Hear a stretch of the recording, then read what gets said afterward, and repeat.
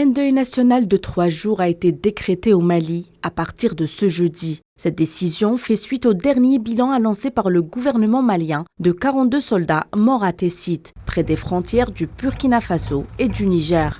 L'armée malienne impute ces violences au groupe terroriste Daesh au Grand Sahara. Il s'agit du bilan le plus lourd pour les FAMA depuis fin 2019. Au terme des combats, le bilan se présente comme suit.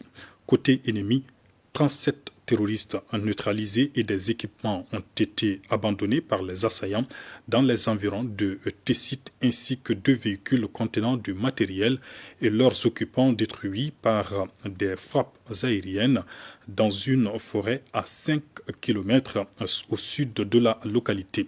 Côté ami, 42 morts et 22 blessés. Les assaillants auraient utilisé des drones, des explosifs et des véhicules piégés, ainsi que des tirs d'artillerie pour mener cette embuscade. Selon les forces armées maliennes, les terroristes ont bénéficié d'appuis majeurs, y compris d'expertises extérieures, sans citer aucun pays.